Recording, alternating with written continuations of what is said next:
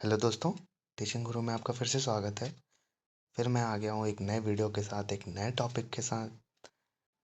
केवीएसपीआरटी pedagogy का आरपीडब्ल्यू act 2016 अक्षम व्यक्तियों के अधिकार अधिनियम 2016 को लेके।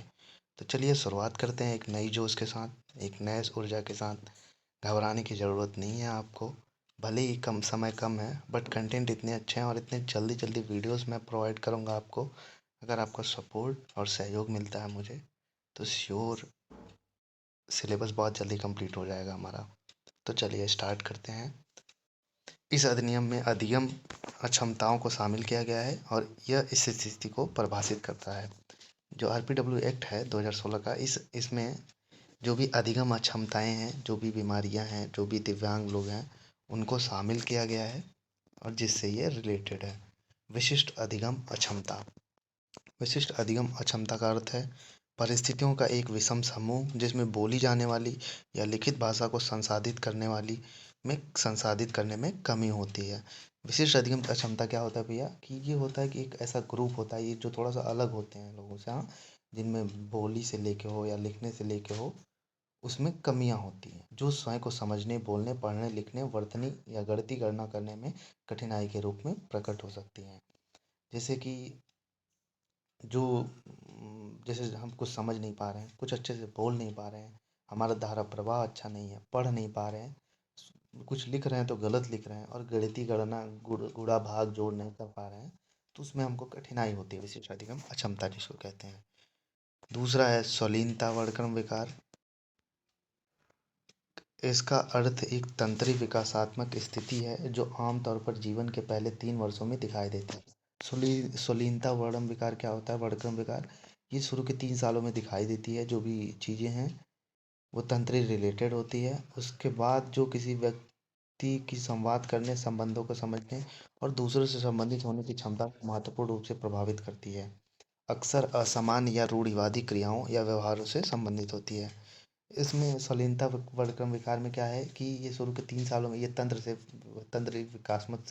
विकासात्मक से संबंधित है और इसमें लाइफ के 3 वर्ष हैं लगभग इसमें दिखाई देती है यह। उसके बाद धीरे धीरे अपने आप खत्म हो जाती है। जिसे बात करने में, एक दूसरे से बात करने में, संबंध, जैसे हमारा संबंध क्या है, हमारा चाचा के साथ संबंध है, तो ये सब चीज़ें समझने में बहुत कठिनाई होती है इसमें। अक्षम व्यक्तियों का अधिकार अधिनियम 2016 अक्षमों की 5 व्यापक श्रेणियां बनाता है। यह अधिनियम अक्षमता को निम्नानुसार परिभाषित करता है। जो यह आरपीडब्ल्यू एक्ट है, ये 2016, इसमें 5 व्यापक श्रेणियां हैं जिसमें कैटेगराइज किया गया है कि अधिगम अक्षमता के अनुसार। पहली है शारीरिक क्षमता अक्षमता। इसमें गतिशील अक्षमता आती है, दृष्टि बाधिता जो देख नहीं पाते हैं सही से, श्रवण बाधिता जो सुन नहीं पाते हैं सही से, वाक और भाषा क्षमता बोलने और भाषा को समझने में क्षमता, ये शारीरिक अक्षमता में आती है।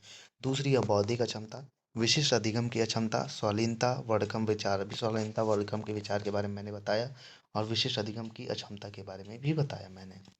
तीसरा है मानसिक व्यवहार, जिस जो भी चीज़ें मानसिक से संबंधित है, जो भी अक्षमताएं, वो सब मानसिक अक्षमताएं में आती हैं।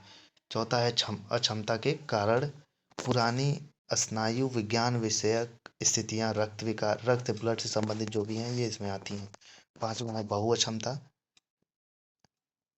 इस कुछ नोट करके लिखा है इसमें, दृष्टिहीनता 3160 से या 10/200 से कम स्नेलर की दृश्य तीक्ष्णता होती है।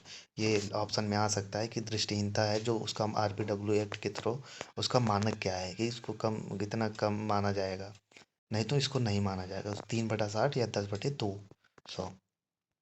भारत सरकार ने विभिन्न स्थितियों जैसे कि शिक्षा का अधिकार अधिनियम, विकलांग व्यक्ति अधिनियम को लागू किया है ताकि स्कूली शिक्षा प्रणाली में विकलांगता से पीड़ित व्यक्ति के समाज में बड़े स्तर पर शामिल किया गया है इसमें। तो इसमें विकलांगता शब्द अब नहीं यूज किया जाता, अब दिव्यांग शब्द यूज किया जाता है, उसको ध्यान रखिएगा। RPW act 2016 the rights of persons with disability act 2016 इसका फुल फॉर्म है। इस एक्ट ने मौजूदा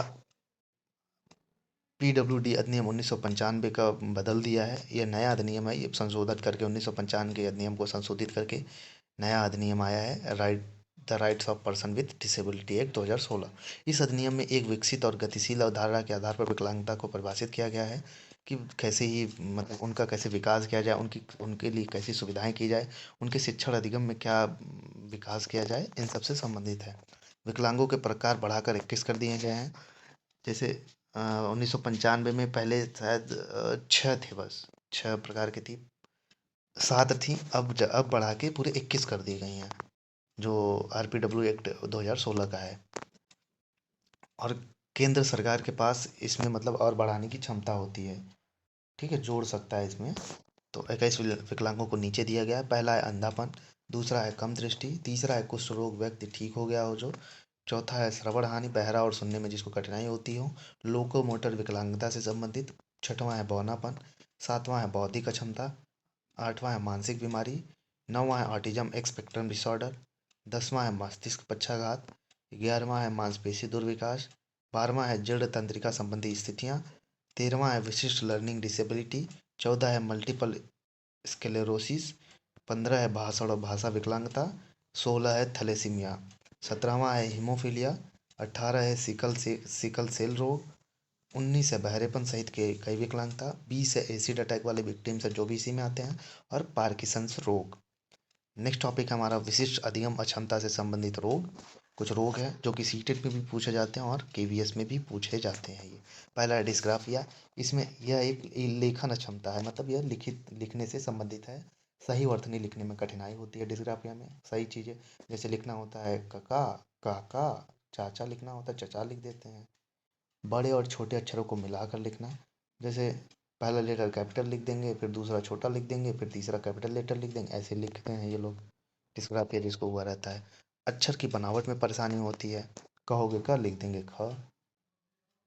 वह विचारों को व्यवस्थित करने में कठिनाई, अपने विचारों को सही से बोल नहीं पाते हैं या व्यवस्थित नहीं कर पाते। लिखने को कह देंगे तो विचार अपने नहीं व्यक्त कर पाएंगे या लिख नहीं पाएंगे।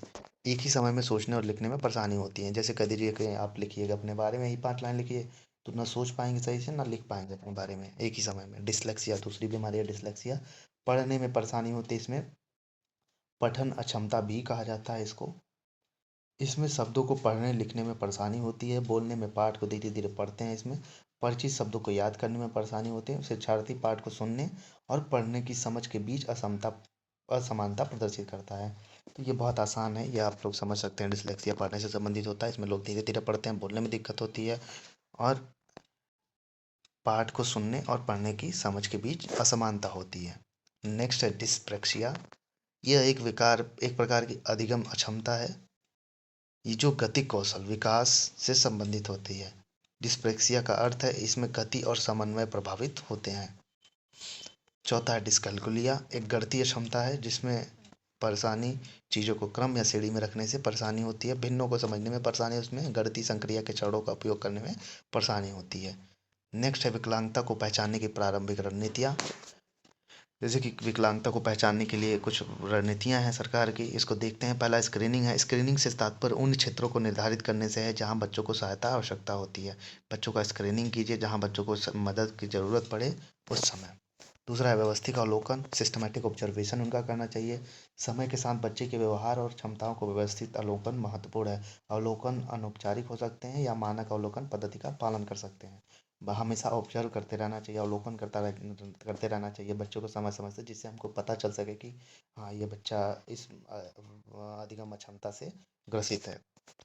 जो तीसरा है व्यापक मूल्यांकन, comprehensive evaluation is determine the individual child's specific pattern of abilities and needs and to identify strategies and resources to address learning and behavioral problem as soon as possible। व्यापक मूल्यांकन में क्या है कि ये जो है ये डिटरमाइन करता है, यह पता करता है कि जो एक बच्चा है उसका सीखने का और चीज़ों को जानने का, पहचानने का और संसाधन को कैसे सीखता है, ये सब चीज़ों को पहचानता है ये, ठीक है। और उनके व्यवहार से संबंधित समस्याएं क्या हैं, उनको सही गाइडलाइन, सही मार्गदर्शन करके उनको सही करने का तरीका इसमें शामिल होता है।